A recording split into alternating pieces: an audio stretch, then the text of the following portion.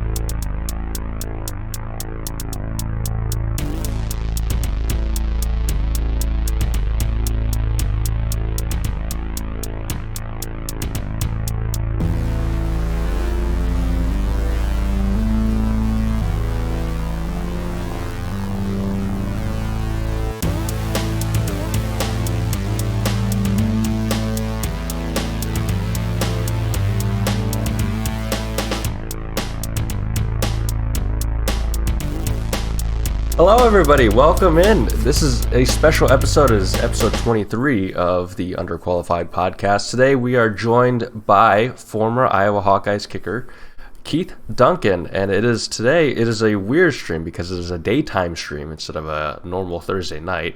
Again, special one-off episode. Glad to be back and glad to have him here.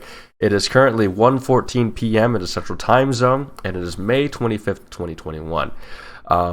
The usual usual host you have here, you got me here. I'm on the top left this time. It always changes whenever we have a guest because Discord likes to do a alphabetical order kind of thing. But Finn usually is always on the bottom unless we have somebody that has a name that starts with like Z or something like that. So I am not a bottom corver. Sorry to burst your bubble here. But on the right side, right next to me, it's going to be on the right side of your screen. The most important person we have here, it is Keith Duncan. Again, like I said, former Iowa Hawkeyes Placekicker from 2016 to 2020/2021 because, I'm not sure if I could still say this because Twitch is still kind of weird about this, that C word thing that happened last year and kind of still coming on, but, tapering off now happened. So, I asked him before the show, like, is it 2020 or 2021? He said, technically 2021 with the whole C word thing, but you could say 2020. So, fortunately, he's a good enough sport to, not really care too much about the technicalities of that. But, so how are you doing today? And also, thank you for joining us today. Oh, no, thank you guys. Again, I like doing these. It's a lot of fun to just talk about whatever. So I was looking forward to it.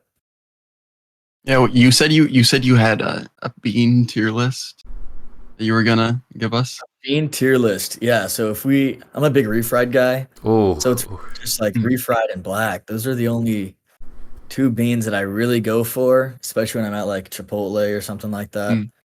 I would say those are, if I could rate my two bean choices, I'd just go refried at 1 and then black at 2. As a Hispanic, I already approve of you. We gladly accept you into the Hispanic race. It's like, I don't know if you remember like the Dave Chappelle racial draft. We will gladly draft you to the Hispanic race. There's something special about the refried beans. Oh, so man, good. So good. See, I'm a big baked beans guy. I like adding a little bit of mustard, give it a little bit of that like kick to it. Yeah. Oh boy, Finn's got a special guest too. Oh, yeah, see. Hey, say hi to Keith Duncan. What's up? Guy that's crushed your dreams I don't know how many times. Oh. Yeah, it's kind of funny because we have a Nebraska fan down at the bottom here, and I'm an Iowa State fan, and we have an Iowa fan here. So he's probably especially because of, since you were Keith, you and I are probably like around the same age. We entered college around the same time, and I remember the absolute curb stomping of 2017, and then there's the 2016, and then there is the 2018, the back and forth field goal battle. So you've also hurt my feelings during the Cyhawk game. So but that doesn't change my opinion on you. I still I'm not one of those people that's like, oh, I'm an ISU fan, I have to hate every Iowa Hawkeye player and every Iowa person. Like, no. People are people, they're just doing what they're doing their job. Exactly. Yeah. I mean, that's kind of what sports are about. People are passionate about their fan bases, and that's how it should be, about their schools. And that's what makes it fun. Again, it's like cool that Nebraska, Iowa State, Iowa, like we can all just talk regularly. It's just a lot of fun talking about sports. So yeah. Now, I have a very serious question, and I need a very serious answer. Is the Cyhawk game, El Assico itself, would you say that is maybe not but would you guys say that is a Super Bowl to the team? Not a Super Bowl, definitely not. No? I mean, I think it's like very cliche to say like we view every game as a big game, which is true. But we do, I think, like the rivalry games mean a lot more to the players. But if you ask like which rivalry means more, like we have Iowa State, Nebraska, Minnesota, and Wisconsin. Those are our 4 rivalry games for trophies. Do you guys count Nebraska, or are you just like, we just want another trophy? Yeah, I mean, what is it? Last 6 years we've won, so it's getting a little boring. But they're all it's not a fun one. They're all really close and fun games, in my opinion. But they go back and forth. They're all for trophies. But you could ask like half the team, they'll say Iowa State. Half the team will say Nebraska. Some guys will say Wisconsin, because we have guys from all over. So they're all really fun games to be a part of. We're all just very fortunate to be a part of games where there's plentiful rivalries. The fan bases are awesome. Again, all 4 fan bases out of those schools are great. I was gonna say, going to Iowa State, we all love playing at Iowa State, especially like the kickers. We go out on the field first, and I don't know if it's just for the Cyhawk game, but Iowa State, their whole student section is already packed. Like an hour and a half before the game, which is awesome. Like that's so cool. And we walk out and they're just like heckling us like crazy. I'm like, that's how it should be. So that's a lot of fun. It's really cool to be a part of. I was gonna say I never really knew the full extent. I'm from North Carolina, so I didn't know the Iowa State rivalry. It would be like the Kansas State rivalry. That's how I would view it until I got here, and I was completely wrong because there's no professional team in Iowa. So it's Iowa or Iowa State. So it's really cool to be a part of that, and just kind of cool to see how the fans interact with each other. So it's a lot of fun to be a part of. I always forget that Iowa football specifically has so many like trophy games. Because like I remember talking to Ryan Kreiner a few months back, and I asked him, I was like, "Is that your guys' Super Bowl?" And he was like, "Yeah, of course. Like it's not even close. There's no other game that we look forward to more than that during the regular season." Yep, I think that you guys have so many others that you can. We have a lot, and I think too like that would change. Like now, Iowa basketball is a little bit better. I think they would also say like Illinois is a really big rivalry. I think some of the players, it all depends on really? Illinois, and Illinois kind of holds Iowa's number. Oh, they definitely do. Well, I mean they're good games. But, Illinois, but keeping it close, when you can keep it close, it feels a lot. It's just like Iowa playing Iowa State. We've had Iowa State's number for the past 6-7 years, but they're close games. They're good games, fun to be a part of. It could have gone either way. I think I'm so excited for this next year. Both like really good programs, top 15 at least, I would say. So it's going to be a lot of fun. Again, everyone's predicting stuff on paper, but it doesn't mean anything until the game actually is played. So I'll hopefully be there. It's going to be a lot of fun. I can't wait for it. Wait, you're going to be at the Cyhawk game? I hope so. I only live about 45 minutes away, so I'm in Des Moines. I feel like you and I need to like meetups during the game maybe sometime. I plan on being there. I bet everybody's saying that to Keith right now. They're all like, "Oh, hey Keith, yeah, we should meet up at the game." Yeah. I feel like I'm like a fun guy to be around. Like I could see like why people like, "Oh, you're like stupid on social media" or like whatever. I'm like, I'm just having fun. Right, at the end of the day, what is social media if you're not just trying to have fun with it? Yeah, like I love meeting new people. I love just having fun with new people. So yeah, if you ever see me out or whatever, just come say hi.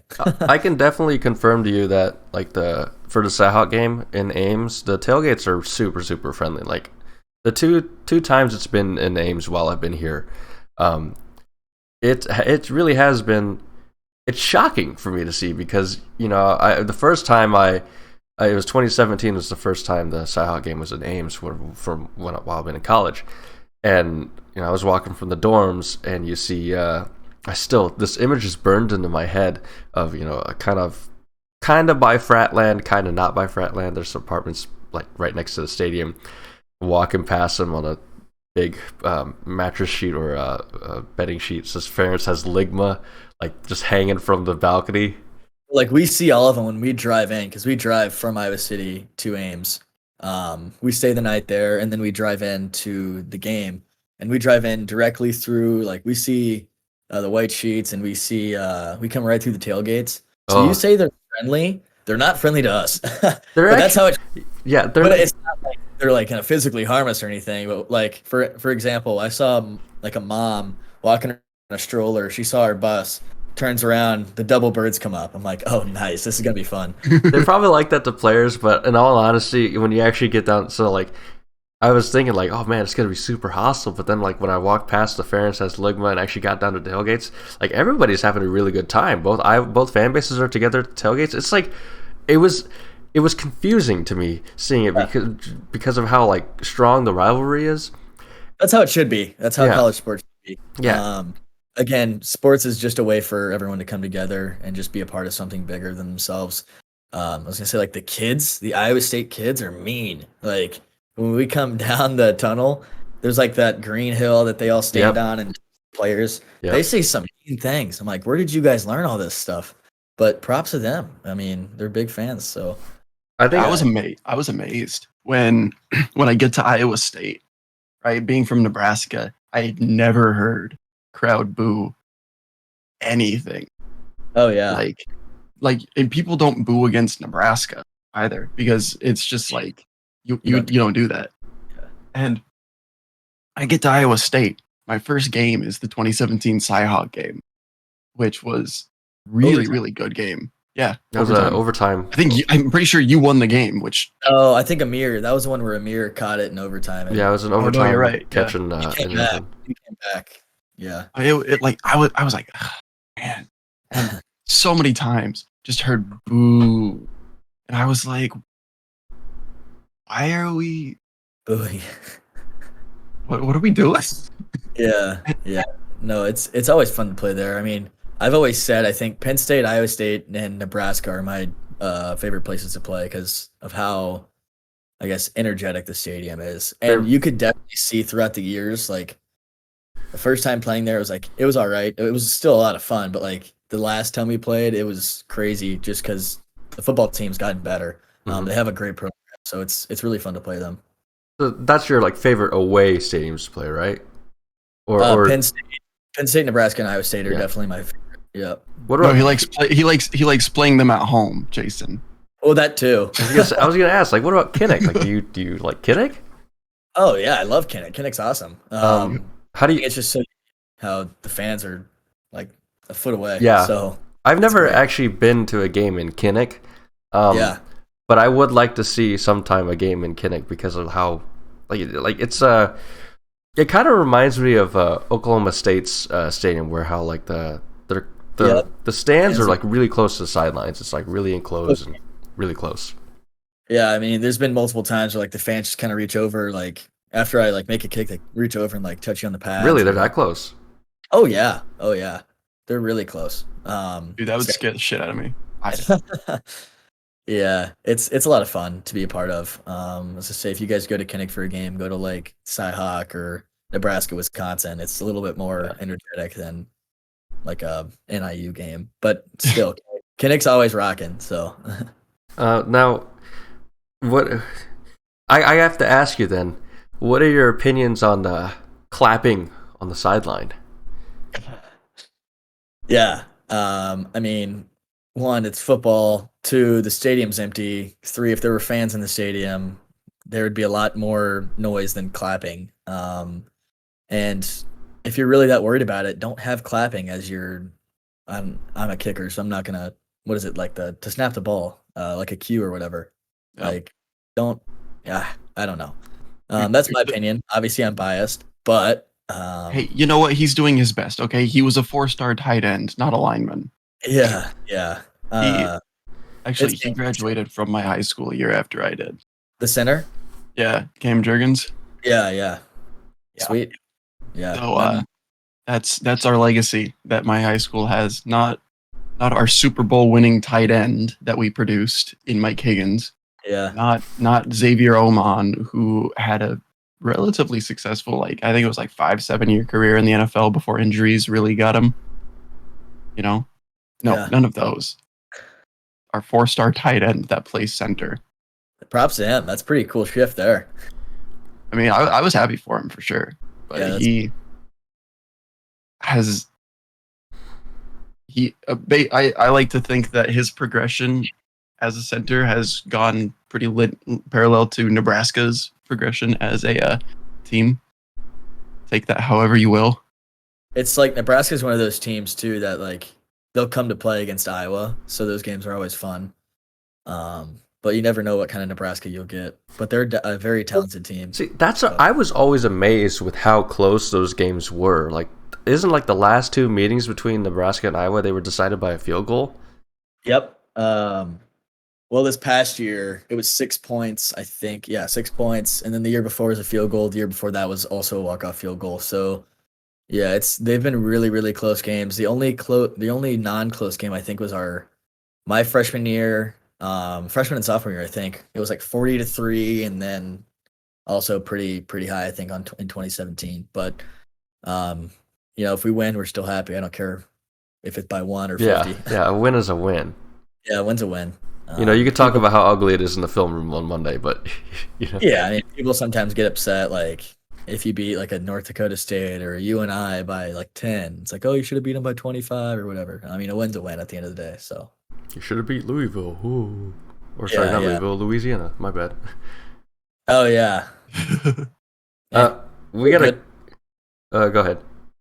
No, I was saying they were a good team, so it wasn't a tough loss. Yeah, I actually think Louisiana was like a really, really solid team. I They stayed top 25 for the majority of the year. So yeah, they went from unranked to top 25, and I think they maybe dropped out once, but then they have one loss.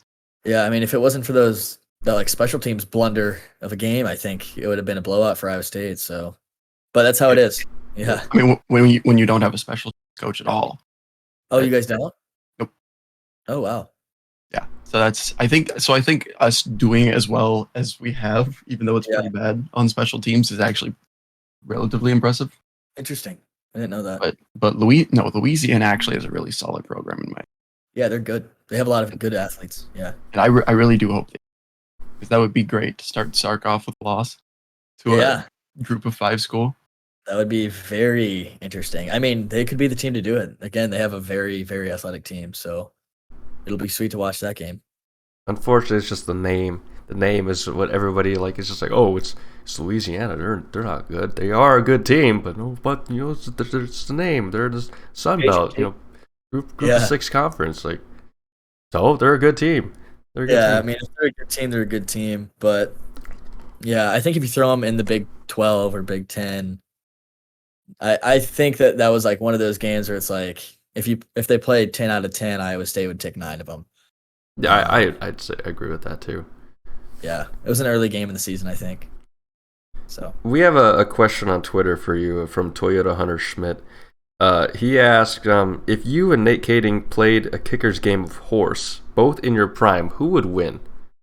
I'm gonna have to go Nate. I mean, he's the all-time great. I can't disrespect Nate.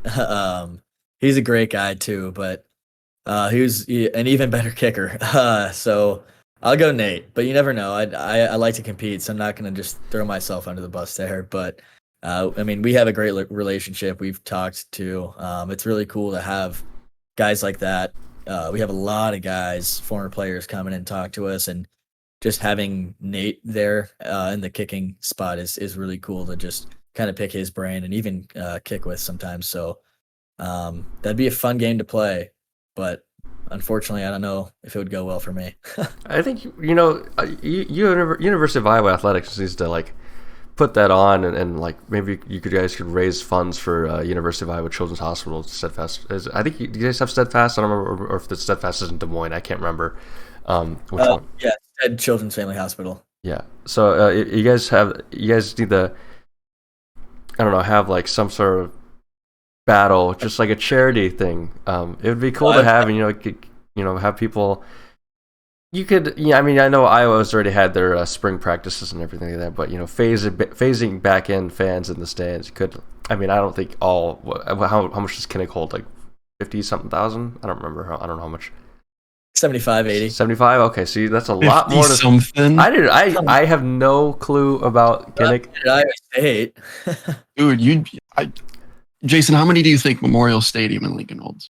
Oh my God. I don't know. 80,000. It's a good guess.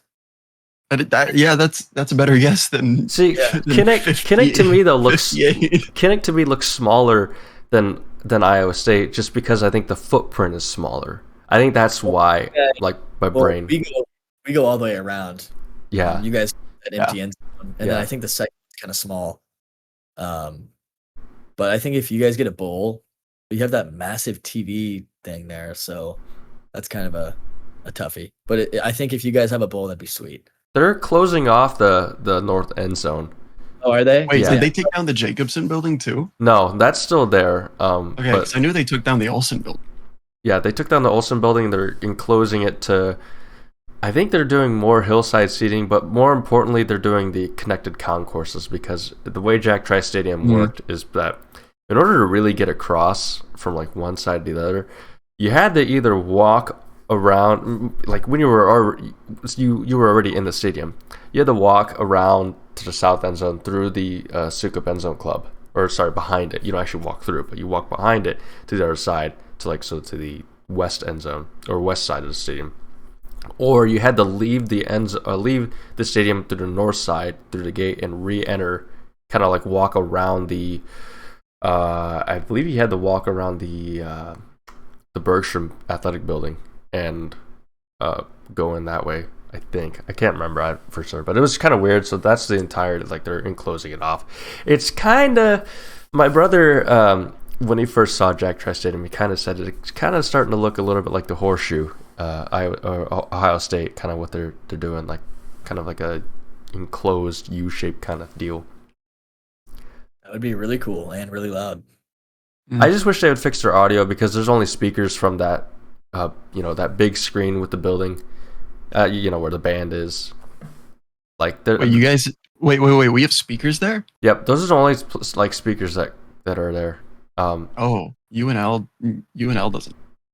Sorry, everybody calls them Nebraska. I call them UNL because we have 3 Nebraskas. Yeah, we have Nebraska, Omaha, and Lincoln. Omaha, Kearney, and Lincoln. Great, but yeah, we have speakers, I think, inside the stadium. Like, think about it. You've got 92,500 fans, right? Doesn't matter how many speakers you have. It's gonna be loud. You're not gonna hear anything aside from the fan. So but I know they put speakers inside the stadium, and because I mean, you two haven't been inside of Memorial Stadium to like go up to the stands, but you have to go up catwalks. Hold on, wait a minute. I'm pretty sure Keith Duncan has been inside Memorial Stadium. No, to go to the stands. Oh, okay. Wait, you've been to Memorial Stadium? How was it? Was it cool? What game did you watch? Yeah. Those games are always fun there. Every state calls, like on the radio they'll call Nebraska NU, which is really weird because then we face Northwestern and they'll literally say NU versus NU. NU has the ball driving down to NU's side of the field. That's confusing. That is tough. But yeah, I gotta go back to this Kinnick thing, because like, man, like I feel like a dumbass, like because I've only been on the exterior of Kinnick, and it looks small because it's in the ground. Yeah, that's probably it, and it's the footprint. The footprint is very small because it's surrounded by a small parking lot, and Yeah. it's on a main, or would you call that a main road? I don't know. It's kind of, I went there during the summertime, so it wasn't really as active, but the hospital's right across the street, so, and there's a parking garage there for the hospital. Yeah, it's not crowded, but it's definitely like they have it cut off during game days, and they just have like hot dog stations and stuff like that. But typically, it's a crowded road. All right.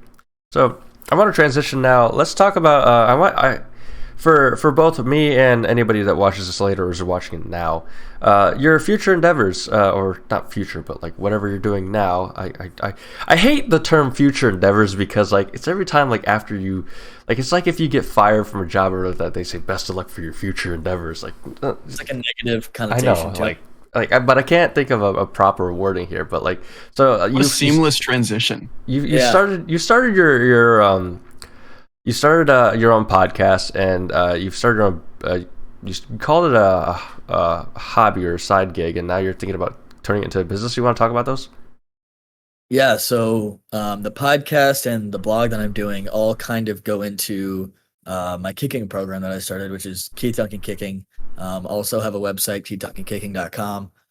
It's basically me being able to teach kids, middle school, high school kids, to becoming the best kicker and punter they could possibly be. And what I want to do more specifically with it is talk about, and we talk about it on the podcast and blog, more on the mental side of kicking and how I think off the stuff matters a lot more than on the field stuff. So that's what I mainly want to focus on in our sessions. Like, yes, I'm going to teach the kids how to kick. I do private lessons, hopefully at camp sometime soon. But during those lessons, I really want to kind of touch on what you should expect going into college, whether it's time management, how to carry yourself as a specialist in a football program, and basically like the ins and outs of what to do and what not to do. So I think that's something, again, that I think is people don't hit on as much. So I think I can bring something to the table in that aspect, and I'm excited to get started doing some things already. Start lessons in next week, so it should be fun. You should reach out to Coach J.R. Sandlin on Twitter and talk to him about maybe coming on your podcast. He has an illustrious history as being part of multiple Division I programs like recruiting. Yeah. Like he was part of recruiting at Alabama, Texas, all sorts of different schools. And now he's the head coach and like head recruiter for what's the school? Jacksonville State down in Alabama. Yeah. That's sweet. They're an FCS school. They just good too. They just made the semifinals. Yeah, they're good of their playoff. So yeah, I think maybe that would be something that would be really cool for. Definitely, I can look into that. So yeah, I think we're trying to have some pretty cool guests. I think during the season 2, we're going to do like a specialist of the week and hopefully get them on the podcast. And kind of, we're just going with the flow right now, so we don't really have anything too scripted. But we're having fun with it and seeing where it could go. Sure. Yeah. No, that's awesome. I'll have to check that out. Are you still in the beginning stages of Keith Duncan Kicking, or is it kind of like a somewhat established brand now? I don't know if established is. I mean, I've created an LLC website. I have not physically. Again, I just moved to Des Moines, so I started my schedule June 1, so that's when I had my first lesson. But before those lessons start, I'm again doing the podcast and blog. Hopefully coming out with some apparel soon too, which should be fun. But I'm hoping that it grows fairly quickly. Again, I know Des Moines is a great spot to have specialized coaching. It's a great place to live, and I'm excited to be here. So again, I'm having fun with it and seeing where it could go. I asked you about that because I think with one, who you are, and two, where you're at, getting some media coverage for this would be a good thing. And I don't know if you'd reach out to the only news programs that I watch here in Central Iowa are WHO 13. So it'd be John Sears. John Sears is the Hawkeye specialist, so it'd be that, or Keith Murphy, and even God, I can't remember unfortunately I can't remember the other guy's name, but But you should probably reach out to one of them because I'm sure they would be really interested in doing a story on like, hey, we have a former Iowa Hawkeye kicker doing this program, establishing this program in Central Iowa. Yeah, no, it's probably something I should look into. Hopefully I can reach out to those guys. Again, I just saw like a great amount of support just by putting it out on Twitter. I've had parents reach out and say, hey, I would love to sign my kid up. It'd be really cool for them to just meet you. So I think that's something that I'm excited to do and excited to just meet so many other people. Again, that's what I love doing. I love talking to people. I love meeting new people. Just creating those connections, I think, is a lot of fun.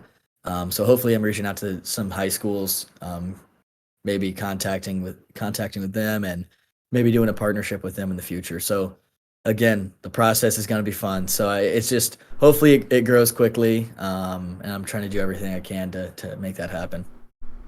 I'm excited to see where it goes because that's the kind of thing where like you see it all the time in areas that are considerably more developed, where you see a lot of big athletes coming out of. Yeah, and I was gonna say I hope for it to not just be like an Iowa or a Des Moines thing. I've had Keith Duncan kicking international. Not international. Would be cool, but I plan on staying in the U.S. But no, I've had people from Maryland reach out to kick. So again, I think the more that I grow, I would love to do some like spot camps in Iowa City, maybe Nebraska, Minnesota, wherever it kind of makes sense to do that. Just growing the brain as much as possible, and again, meeting new people and creating smart connections. Nebraska could use another really good kicker. We haven't had one of those since we were back in the Big 12. Yeah, you had one last year. He was pretty good. Yeah, but dude, nobody will ever compare to Alex. He was very good. Oh man, 58-yard field goal or something like that. Beat Colorado. Tyler Brown, I think it was. Yeah. He was very good. He's actually from an area where I grew up in Texas. Really? Yeah, so I heard of him, and then we played him. I was like, oh, this is really cool. And he was a pretty good kicker too. I think I have the name right, but yeah. Yeah, he was all right. But I think we just picked up, I think we just picked up an exchange student. Really? As well. Yeah. Yeah, I know. Because everybody picks up. Yeah, Connor Culp was a kicker last year, and he had a really good season. Good kicker too. So he came out with me in high school, and I think he went to LSU for a little bit. But yeah, I know they struggled in 2019 with a lot of injuries and kind of guys going back and forth. But Connor had a good season last year, so hopefully he stays there for a bit. So you said you grew up in Texas. I thought you were from North Carolina. I was born and raised in Texas, moved to North Carolina for high school. So it's kind of hard to see which state I claim, but I'm in Iowa now, so I call Iowa home. You're just a Southern boy that moved to Iowa. Yeah. I'm a Southern boy, moved to Iowa. But I've had family that has lived here before, so it was kind of a familiar spot. So when you were down in Texas, who did you root for? I've had that question so many times, and again, there's so many major colleges down there. It was tough. I would have called myself a UT fan, but again, I wasn't extremely passionate. I didn't have just say University of North Texas. Not University of North Texas. Not a Big Green. I'm a Longhorn fan, or I was. We played North Texas twice too, which was cool to just have a Texas team come up and play. But like coincidentally enough, I was actually a North Carolina basketball fan when I lived in Texas, and then when I moved to North Carolina, I didn't like anyone. So it was weird. But I was gonna say NC State's probably the most rooted for team in North Carolina out of the North Carolina schools. But yeah, it's a really cool dynamic. Hey, we have a question from chat, real quick. Yeah. Andrew Corver wants to know, Texas back? Wait, say that again. So you cut out. Chat wants to know if Texas is back. With Sark, definitely. I hope. Again, those are some of the programs like Nebraska, like a blue blood program, which I would really like to see kind of be good. I don't know if that's the right grammar, but it's really cool to have like a villain in a sense, or those teams that are always like someone's out to get them. I think that makes college football fun. I mean, you can say USC, but I just think the Pac-12 is just not fun to watch at all. So you can keep them out of it. But no, if is Texas back? I don't know. It depends who you ask because everyone has different expectations. Ask Sam Ellinger. Yeah, you can ask Sam. I like him as a player too. So he's, again, I'm a kicker, so my opinion doesn't matter as much. But they're fun. I don't know, man. I feel like the kicker's opinion matters the most because they're the ones that are just kind of around all the time. They see everything. We are observers. By the way, Mark Freund was the other name for WHO that I forgot. I've talked to him. He's a good dude. I remember hearing his name too. So. Apologize to him. I don't think he'll ever see this, but I apologize for forgetting his name, and I remembered it now. You never know who's gonna see this. Yep. I have to ask. So, you mentioned Blue Bloods. You know, the historic programs. Do you think that Iowa could ever? Do you think that actually really anybody anymore can become a blue blood? Can become again, it's tough because you would have to be one of like the founding fathers in a sense. I don't know. I guess I don't know. I guess you could say I know some people don't even classify Alabama as a blue blood just because of their extreme success. Some people that I've talked to, I thought they were. I was gonna say because what was it, Bear Bryant? That's what I thought. Yeah, that's what I said. Maybe the person that I was talking to was just out of his mind. But like you could say, is Clemson a blue blood? See, that's a pretty hot debate nowadays. Yeah, so like you could like technically they weren't like historically like a Nebraska or Oklahoma, those kind of schools, but I mean they're top 5 for the last 6 years. So and how do you? I mean they've always been a top program since the playoffs started. Exactly. So I mean, in a sense, I guess if there were to be a program that would be a new blue blood, I would pick Clemson. So for a layman that will either come across the show or for a layman that is in the top left corner of your screen, what exactly is a blue blood? Is there a formal definition, or is it just more of like an informal kind of like we just consider? Yeah. I guess I don't have a definition. Just what social media classifies as a blue blood. I guess I'll be on that same page. So I think, what is it? Nebraska, Oklahoma, Texas, USC, Notre Dame. I was gonna say, what about Notre Dame? Because Notre Dame's like the. How about Rutgers though? Rutgers founded college football. Dude, I would, and I'm gonna get a lot of flack for this. I think Yale is a blue blood because they have the most titles. I'm gonna go with no, but I appreciate the argument. Yeah, I can't do Yale because they're not in a Power 5. I get where you're coming from. I do, but again, what is the definition of a blue blood? It changes for everyone that you talk to. Now, this is an interesting one, and this was brought up in chat because apparently there are people that say that the state is blue blood. Now, who? Then you really Kansas get State, into Kansas State is what he's talking about. Oh, Kansas State. Kansas State, yeah. Because Okay. then you really get into the question of, is it titles? Is it titles that matter? Or is it the legacy that is left behind? Because if you look at, and I'll use Nebraska as a really good example, they only have 5 national championships to their name. Right. Objectively, that's not a lot. It's all relative to the program. Right. If you, I think legacy matters a lot more than titles. In my opinion. I don't know. It's just I would agree with that too. Yeah, it's like just how people perceive your program. That's kind of what it comes down to. Because you know, when you look at Nebraska's program, Bob Devaney has three titles. You know, Tom Osborne only has 2, and Tom Osborne coached for what was it, like 30 years before he was looking at becoming, you know, the Tom Osborne that everybody knows.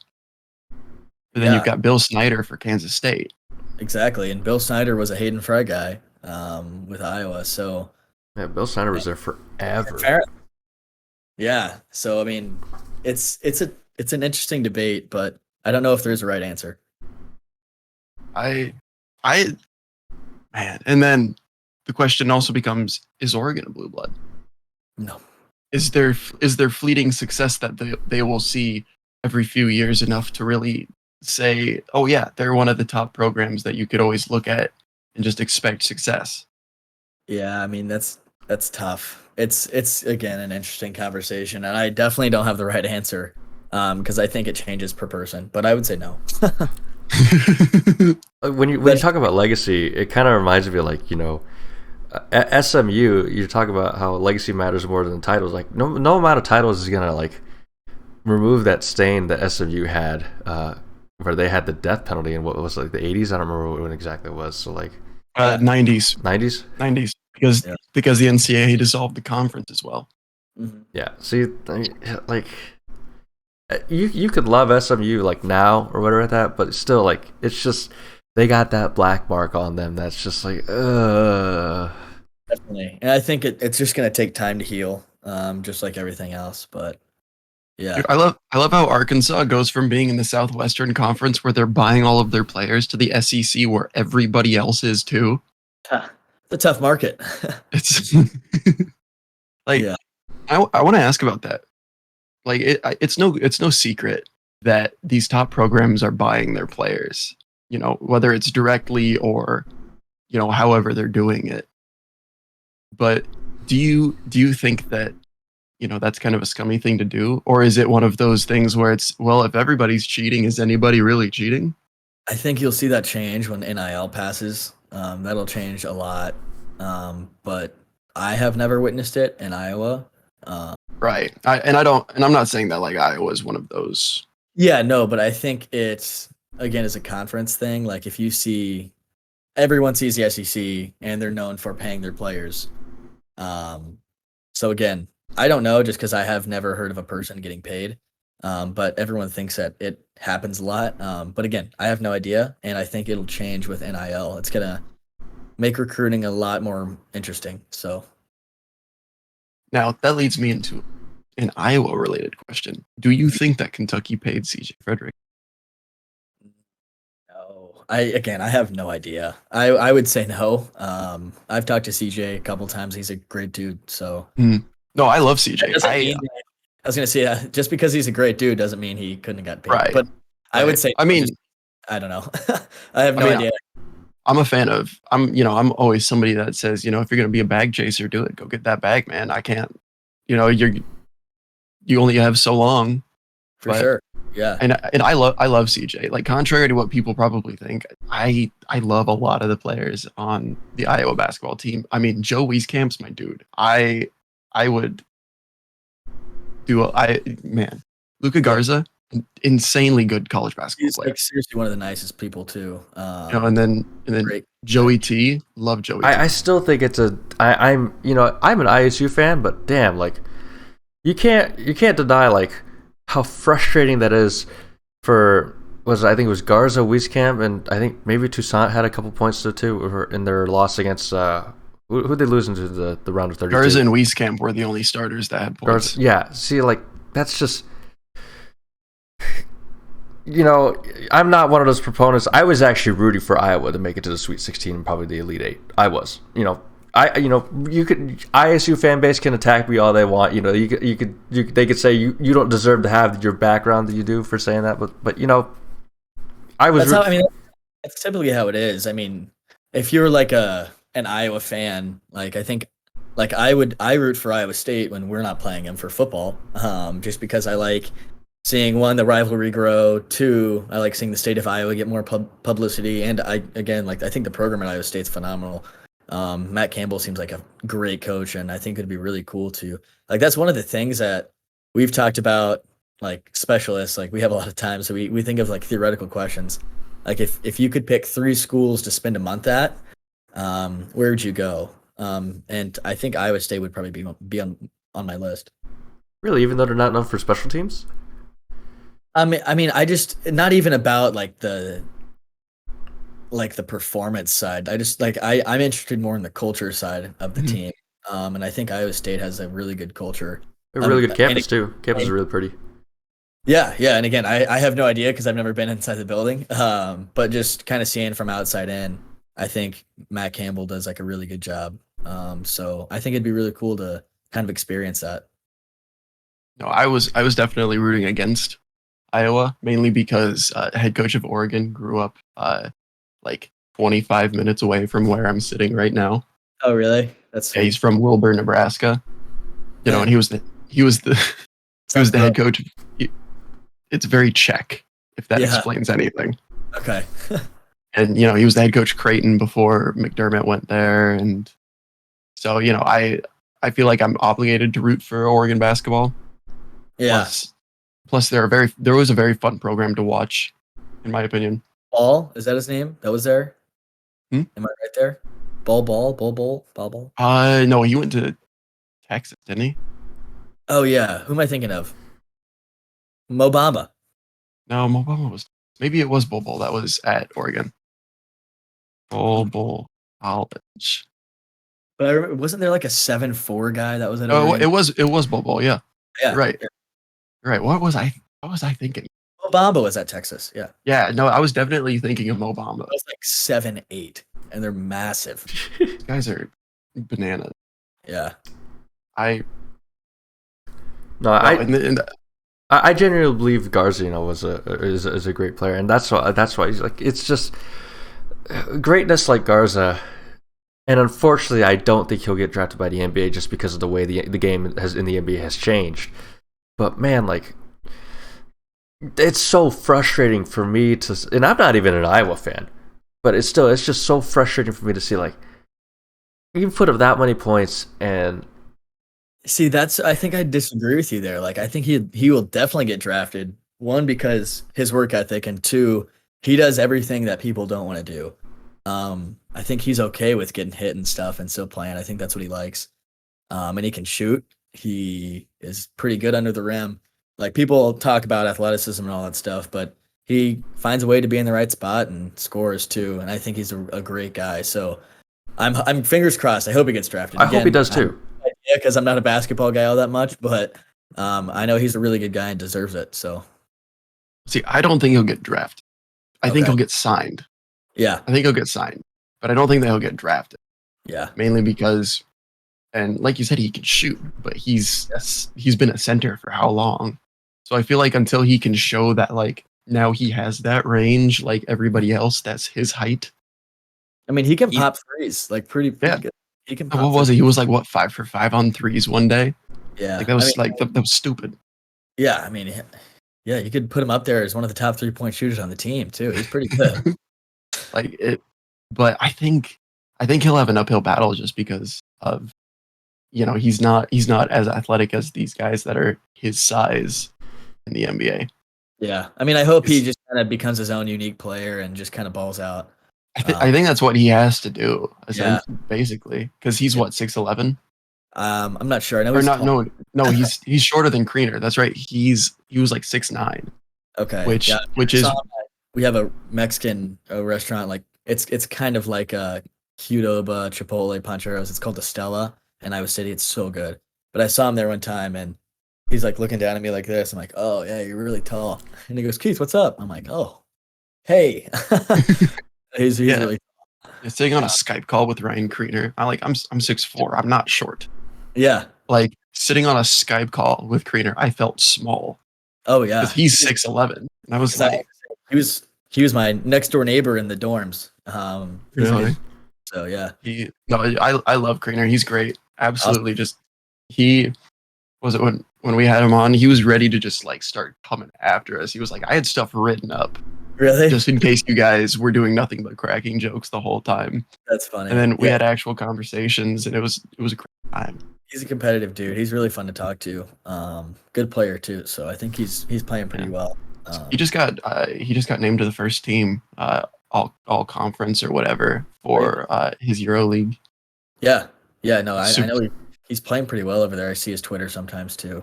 So good for him. Super happy for him over there. Yeah. Like that's absolutely amazing. Yeah. So I love to see athletes succeed. Yeah. After college. I think people don't see like the tough part of the athlete side, which is understandable. But yeah, it's really cool to see guys just kind of excel.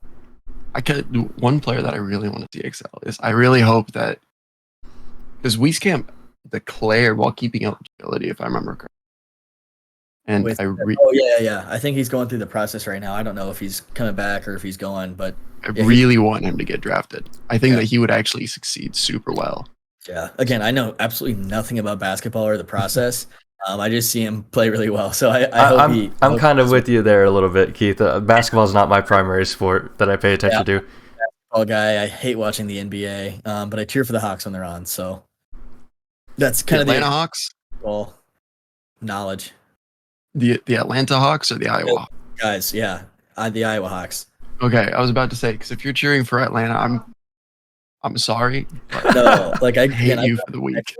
As I say, I grew up in Texas, so I cheer for the Mavericks. Oh, but like I could tell you that Luka's on the team, Doncic, and that's about it. So I don't really. Yeah, I would never watch them unless they were in the finals. Skeedap, I'm gonna ask you to take over for a bit. I gotta get some more water. I'll be right back.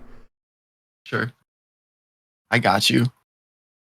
But something that actually got brought up when I was talking to Graham Valdez a while ago, that little slightly heavier topic. It's not like the pinto beans or anything. Yeah. But he talked about there being a dynamic at Iowa. Yeah. Between students, fans, and players of any sport. Yeah. And how he said that to him, and he was like, and maybe it was just because I'm mixed, because he's because he's part Hispanic. But he was like, it almost seemed kind of hostile, towards the players. Like, we expect you to be an athlete, and that's what we expect you to be. Huh. I've never witnessed that. Again, I don't look like a football player, so maybe that's why. You definitely look like you wear board shorts every day. Yes, and I am. No, I'm kidding. I definitely look like I'd be in a frat, and if I didn't play football, I probably would. So, yeah, no, I don't know. I mean, I definitely don't see that. I have a lot of friends who aren't that don't play any sports, and I think that's really cool. And I know a lot of football guys do. I don't know too much about the other sports, but I was gonna say after freshman year, we kind of split off. We used to be pretty close with the basketball team and other sports like that. But yeah, I don't necessarily see that. I could see it, and I know certain people think that way. I don't know if I would say the whole campus does. But again, right. That's an interesting topic. Yeah. Right, and I don't feel like it's ever fair to say like, oh, everybody, Yeah, it's a general like that for sure. Right. Yeah. Right. It's kind of like saying, oh, all kids that have behavioral disorders, come from poor families. Like, no. Yeah, it's just like on Twitter right now with the Iowa State stuff. I'm like, and that is an absolute mess. People are saying they want to get rid of this Cyhawk, which I would cry if that happened. Like, seriously, that's what social media has come down to. You have people that talk on social media and they just like to start stuff, which is fine, but some people take it a little too personal. And yeah, like it relax. It's gonna be okay.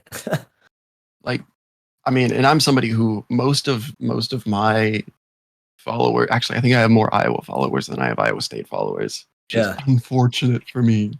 Yeah. But they, a lot of what I do is I just poke at other fan bases and try and get them to respond. Yeah. Like, I'll make jokes about Iowa losing to Purdue, and then they're all like, well, you lost to Louisiana. Okay. It's not the conversation, but thank you for doing what I wanted you to. Yeah. I mean, that's kind of how sports should be. Like, it's fun to like do that stuff, but I think when people take it personal, that's when things start to go downhill. And that's where college sports get so much crazier than pro sports. Yeah, because you have an identity. Again, I think because you can have a fan that went to the school, so they feel a part of the program a lot more than like an NFL or NBA kind of team. Like, so I've never played for the New York Knicks. Yeah. Not once in my life. The only tie that I have to them is that I used to be a huge Carmelo Anthony fan, and I still am. I have to be. That's sweet. I can't not like Melo. Yeah. But it's like I didn't go there. I never played for them. Yeah, I mean, it's still like fun to, and again, it's all how you perceive things and how you grew up. Like, my dad's a big Denver Broncos fan, and the first thing that I like as a baby, he put like a Denver Broncos onesie on me, so I became a Broncos fan. But now, Right. like, I don't really have an NFL team. The only team that I like is Iowa. So the only teams I'm passionate about are Iowa and the Dallas Stars in the NHL. So other than that, yes, yeah. we have a hockey person. Thank I'm you. a big hockey guy. Oh man. By the way, if you aren't watching the Stanley Cup playoffs right now, they're so good right now. You need to watch them. People don't like hockey should be much larger than what it is. Like, you can't tell me that the NBA is more entertaining than the NHL. Oh, we're not even close. I can't get on the NBA train just because of the physicality. I think even during the regular season too, like, one, people take games off. You don't see that really in the NHL, and two, like, the NHL is full pace all the time. They only have one, and I think that's sweet. The NBA is a little bit different, in my opinion. Again, it's an opinion. So Usually you're not wrong. As a whole, you're not wrong. But then there are some teams like the Knicks this season, have been. Nobody expected them to do anything this for season. sure, It's the New York Knicks. Last year they won 18 games, still ended up ahead of the Atlanta Hawks. yeah. But then, this season, we're a 4 seed in the playoffs right now. Yeah, that's awesome. The team's been going nuts to butts the whole time. We had an all-star. We had Obi Toppin almost win the dunk contest. Yeah.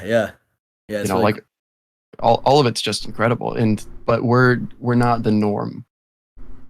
By the way, Keith, if you want to trigger Finn down there, all you have to just ask him is, who do you think the Knicks should have drafted this year? Uh-oh. See, that works every single time. That's all you have to do. I can already tell it's a sensitive subject, so I don't think I'll ask it. I'm fine. Yeah. That's good. So Still think we should have drafted Tyrese Haliburton. Yeah, I know I'm biased. But we drafted Obi Toppin as the 9th pick, and we 100% should have drafted Haliburton. And instead of taking Emmanuel quickly later, we have Haliburton, so now we can draft a dynamic big man like Toppin. Again, I know nothing about the NBA, so whatever you say. That's Skeetaf's topic down there is the NBA, because I'm not a big proponent of the NBA either. I've kind of lost interest in the NBA over the past 6 years. I think don't ask the around the corn guys. They'll tell you that the NBA is not my topic because I'm a Knicks fan. Oh, jeez. So we were proud to sell out Madison Square Garden, whereas the Nets had to have their players buy tickets for fans because nobody was buying them. Just like Nebraska. Yeah, except that businesses will buy them in Nebraska. Yeah. And then never give them out. Yeah, exactly. Trust me, I've seen a very empty Nebraska stadium before. Not fun. Keith, let me ask you. Weirdest sellout streak ever. Let me ask you, because I'm curious, and I don't think we've asked. Why did you become a kicker? Did you play soccer when you were younger? And because I know a lot of, at least in my high school, when my brother was playing football, his football team in 2008 was like this powerhouse that almost won state championship. But their kickers tend to come from the soccer team. Yeah, I played soccer growing up through Texas, on a pretty competitive team. And my buddy who played football, I played soccer and baseball. A buddy who was on my baseball team was big into football. His dad was like, "Hey, we need a kicker. Come out and try." And that's kind of basically how I got into it. It sounds easy, or it sounds simple, and that's kind of what happened. There was no like really cool story, I guess, but I started kicking. And it wasn't like, oh yeah, I was a quarterback and then my arm got broken, but it turns out that I had a bionic leg. Yes, that's not my story. Hopefully it is for someone else because it'd be sweet. But I played wide receiver a little bit in middle school and then figured out that I should probably just kick. And that's what happened. So, I'm still fascinated by the whole Keith Duncan kicking program. And it's not something that you really see much about. Like, I love people that are willing to pioneer and go against the grain and do things that are really abnormal.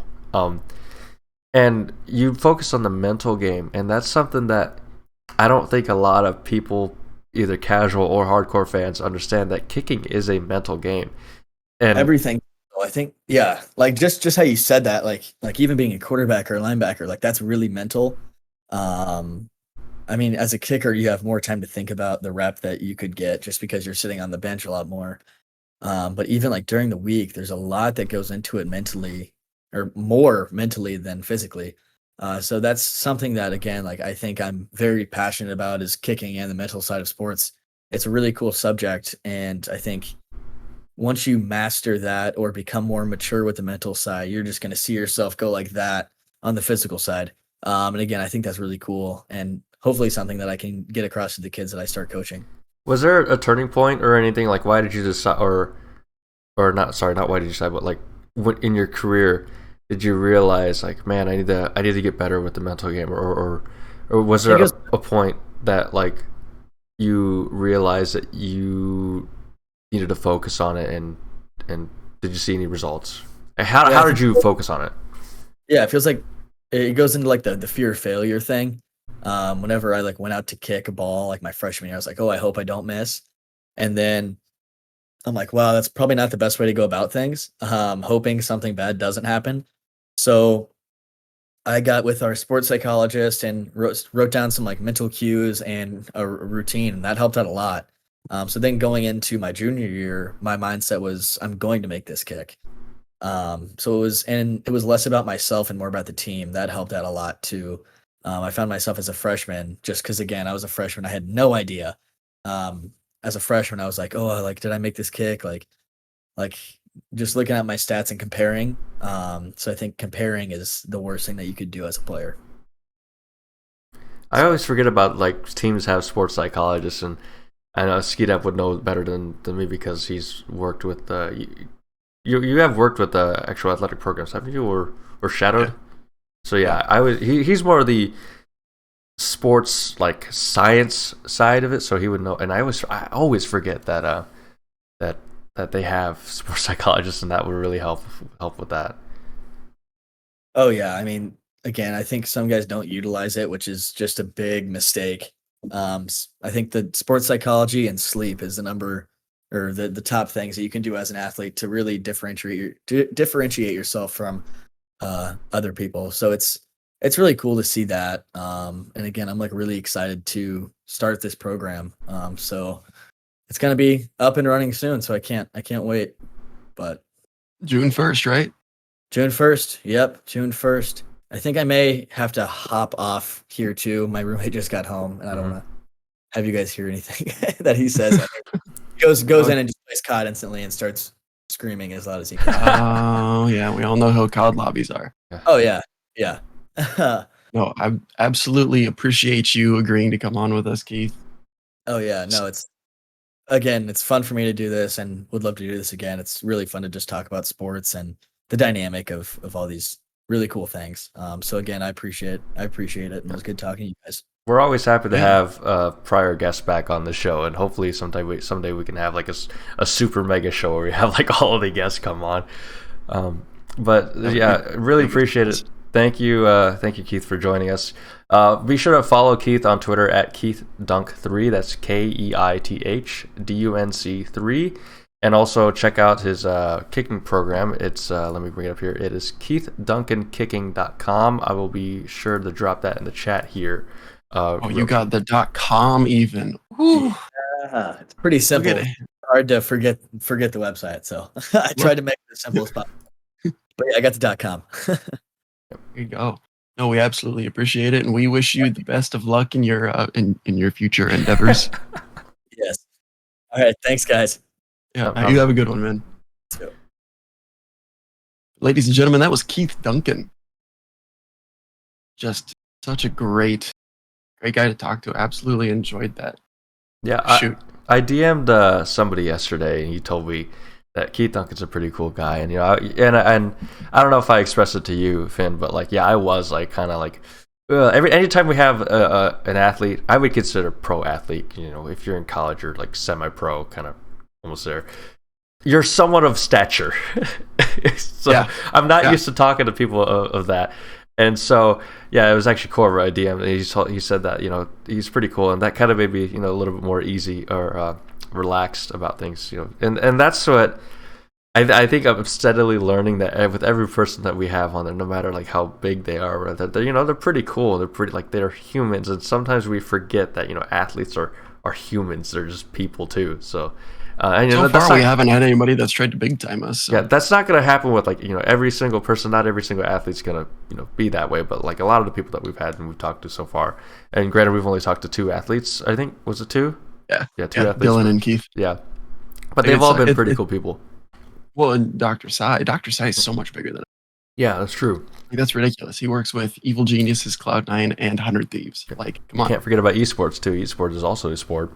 It's a very, very, very, very mental, and we need to get Dr. Sai back on, because there's a lot of things we didn't cover just because of the miscommunications or misunderstandings of times and everything, and also he's on the West Coast, so it's a little, and he's engaged. He has a fiance, so that kind of takes up some of his time too. So, but owns his own physical therapy clinic.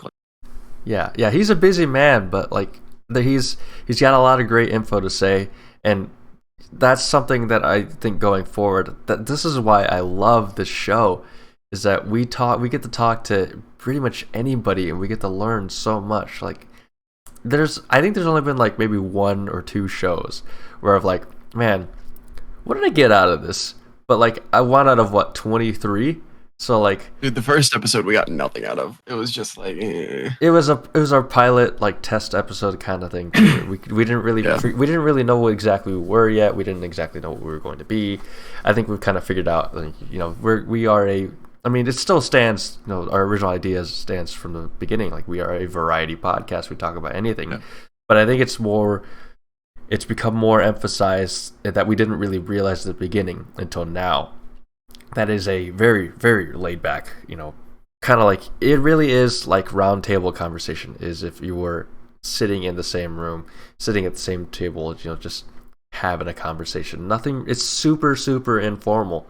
So, and that's, I think, what I hope that a lot of the people that have come on, out of the numerous amounts of guests we've had on, realize that, it's a super, just be yourself. We don't have any strict rules other than, no gamer words, and just the very basic, human rights, like, more, and human morals. Like, just don't do that stuff. But I hope everybody realizes that, it's just been like, we're building something here that's just, I would say, out of the norm. It's super informal, super not serious. Sometimes it is serious, but we're here to learn, and we're here to give people a chance to talk and say what's on their mind, whether it be good or bad. But it's I don't know. I'm proud of what we've. It's been you. It's been you of what you, because this was actually your idea, and you've had the guests on. You've been I need to hold up my end of the bargain here. I need to start getting guests on. I've been saying, like, I've had a couple people that I've had in mind, but I just haven't really reached out to yet. I'm sure they would be a joint effort. With it. It's for sure a joint effort, man. Don't get it. By the way, I don't want to discredit you here. I need to give credit to Finn here. He was the one who organized this meeting. He was the one who got Keith Duncan on the podcast. I didn't know. See that, and that's why I was like worried about. Like, I don't know anything about this guy beforehand. Like, I was trying to do my research last night, and if it isn't apparent, I've been battling a sickness over the past few days, so it's been a little bit difficult for me to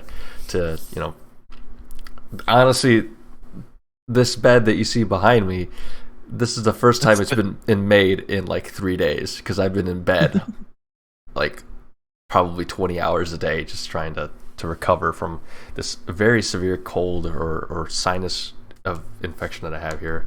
But so I'm glad that we were able to pop this off, though.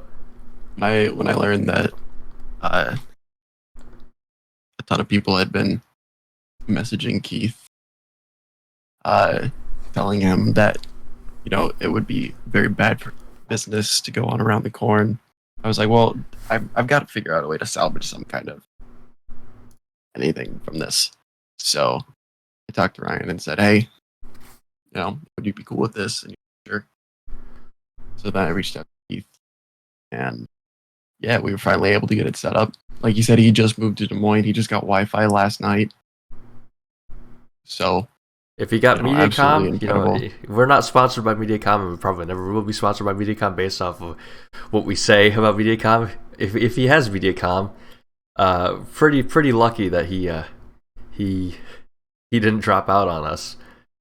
Yeah, he was cutting out a few times. Not a whole lot. I couldn't really tell for sure. I know I had a little bit of a technical issue on my end here that I fixed here. It was never real bad. Just a couple of little. Really glad no one. Yeah, no, I'm really glad, AJ, that nobody did that this time. What are they gonna have on me? But really? yeah, I think it's also the fact that we are a small podcast that we're still growing to, and there's really nothing. There's nothing to attack us for. I saw last night people were trying to attack us. I don't know do you why. mean DJ? DJ didn't like us. DJ doesn't like anybody that isn't an Iowa fan.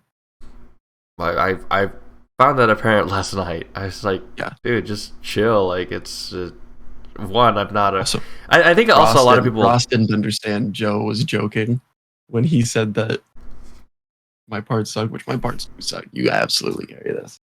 What was that? Sorry, I missed what you said.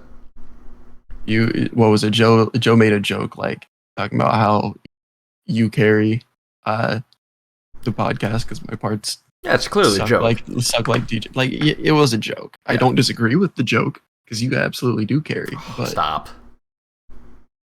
It's like, yeah, no. DJ blocked me.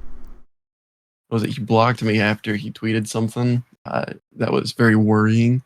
So I DM'd him and I was like, "Yo, dude, what's up? You want to talk?" And then he blocked me for it. And apparently, he said yesterday all of that was fake. None of it was real. Hasn't been feeling bad at all. Yeah, I don't know. It's we could talk paying for a hooker to watch a movie with them. Oh boy, let's not get into this now. It's too early for this. That's for our Thursday night show. It's not a Tuesday afternoon show. No, they just watched a movie together. That's it. So I don't. So yeah, like there's. He told Ryan he's on the list. Like I don't care if you don't like Ryan. That's absolutely unacceptable. Yeah, no, you can't do that. That's almost on the. Actually, it might be worse than. No, I'd say it's on the level of what we talked about prior to the stream. You're talking about a Fortnite streamer, or yeah. That was there was a Fortnite streamer that got banned from everything except for Cash Cup in Fortnite. Like he can't compete in the FNCS anymore because he got banned from a tournament, and he also got banned from Twitch permanently. Like it's a permaban. Because that's hard to do. That's hard to get permanently banned from Twitch. Yeah, you got to be Dr. Disrespect or something like that. But he typed in somebody's chat, "I'm gonna find out where they live, and beat them until they can't touch the board anymore." Dude. Why? I don't know if it's just the fact that people get to hide behind screens and keyboards. He tweeted out, he was all like, "I can't believe they did this to me. I have anger issues for so many reasons." Oh, please don't. Please don't fall on that. Please don't. Oh, I hate it when people fall on that. It's unless you can show us that you've gone through every available avenue to try and get help already, get help. I guess a good example of like bad apologies. Hey, thanks for with how early it is. I think with you, Corver, I sincerely hope that you didn't stay up all night, waiting for this episode. But I appreciate you for waking up early to watch this and join us today. It was great. It's always great having you. 8:00, I think, for him. We started at 1. Appreciate you, Andrew. Yeah, 8:00 for him, I think. I forget if it's 6 hours or how much. I think it's 5. No, appreciate you. Good luck and have a good day at work. Oh, I hope you. Oh no. Just been waiting. Oh no. You get up at 5:45. Okay. 5 hours. Okay. So yeah, it would have been 8. It was only like 7. It would have been 7. No, it would have been 8 hours. But so yeah, thanks for stopping by, and we hope to see you again whenever we go live again. We haven't. This is a special episode. We haven't started our new season yet, just because I think I'm the limiting factor here. My schedule's weird. My schedule's really, really weird this summer. I'm unexpectedly busier than I thought I was going to be. That's why I haven't really put out I haven't even started or edited a greatest hits episode like I was wanted to. I'm probably, if I do a greatest hits episode, it's probably going to be cut down severely, unfortunately. But I don't know when. We might do a half season. We might do a full season that extends for, like, I don't know. It just depends, because, like, you know, this summer for me is just, I've been thrown for a loop of I can't really get into the I could, but I don't really want to get into details as to why. Just basically just understand that my life has gotten a little bit busier than I expected it to be over the summer. So that's why we can't create and do more episodes. But I can say for certain that the next time you see us, and I don't think we're ending the show yet, but I just want to put this out here before I forget. The next time you see us, Discord may not be involved. As in, Finn, do you know where I'm going with this? Oh, I know where you're going. It's not 100% certain yet. I know where you're going with it. But I'm excited for it. But it is possible. It is possible. I still have to work out the technicalities about, you know, just equipment and stuff like that, but it is possible that the next time you see an episode from us, you might be seeing the same background. That's all. I'll leave it at that.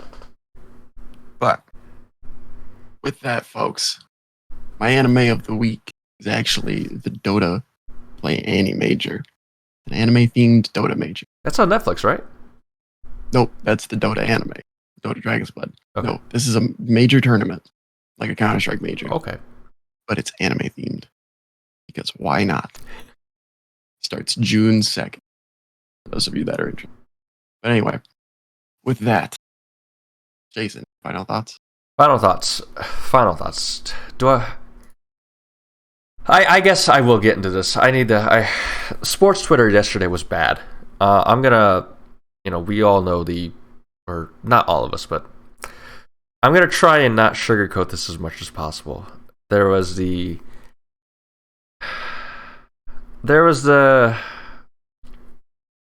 how do I even put this, man? The toxicity, I guess, of the Cyhawk fan base. Both fan bases were pretty terrible, in my opinion, yesterday. But that wasn't the only thing that made sports Twitter bad about the whole Bohannon situation. And everybody has their own opinions on Bohannon. To this day, I still don't know enough about him to actually form an informed opinion. So I don't really like him or dislike him one way or the other. But then there was also what happened on Undisputed. I don't know if you know about this. And thanks for calling me back. Oh, by the way, we're live. Yeah, yesterday was just a very mentally draining day for the Bohannon situation, and then what Shannon Sharp did. Absolutely unacceptable. I really, really hope, and what leads me to believe that it wasn't pre-planned is the fact that Julio Jones' Twitter is private now. In case you aren't aware, what happened yesterday is Shannon Sharp from Undisputed, from Skippin' Shannon Undisputed, I think it's called. Called Julio Jones up while they were live on the air, and Julio Jones picked up the phone and revealed to all of America, all of the world, that I'm not returning to Atlanta. He's not going to Dallas. Yeah, and it's still deeply upsetting for me. You know, I've never taken a single journalism class, but the legality of things, boy, like, and also the morality too, is just, If that show's recorded in California, then that means that they broke the law. They did break the law. They did break the law because two-party consent is a thing in California. But that's why I really want to wish that it was pre-planned. But Shannon, dude, if you're gonna call somebody up on the air like that impromptu, you have to preface it by saying we're live on the air. And I really don't think Julio Jones knew that they were live. And the fact that his Twitter account is now private. I mean, I'm just looking at my face right now, and it just looks drained, disappointed, upset about this. I don't think I've ever looked that way on a stream on a show. But God, and maybe it's because I'm also slightly sick. Not slightly, I am still sick, but I am beyond disappointed that happened. So there's the whole factor of, I mean, I know I have a very long drawn out thought here, my long drawn out final thought, but man, like, sports Twitter was a mess yesterday. I guess I'll leave it at this. I wish that Shannon Sharp would not have, or would have prefaced Julio Jones and not did him dirty like that. And I also wish that both Iowa State and Iowa Hawkeyes fan bases can just be moral human beings. My take on this is really just, it may be an unpopular opinion, but I don't care. I don't think anybody really deserves to be assaulted. Yeah, I mean, the rumors that I've heard, he was being a dick, and I know Bohannon's kind of an arrogant asshole sometimes too, but I don't know. I don't agree with a lot of the things that I saw on Twitter yesterday.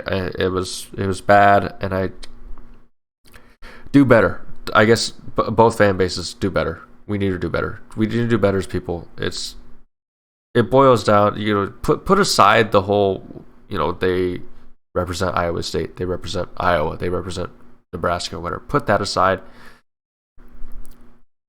We need to look at that a human being was assaulted. That's unacceptable. I'll leave it at that. My final thought is I'm going to be in Iowa. It's going to be great.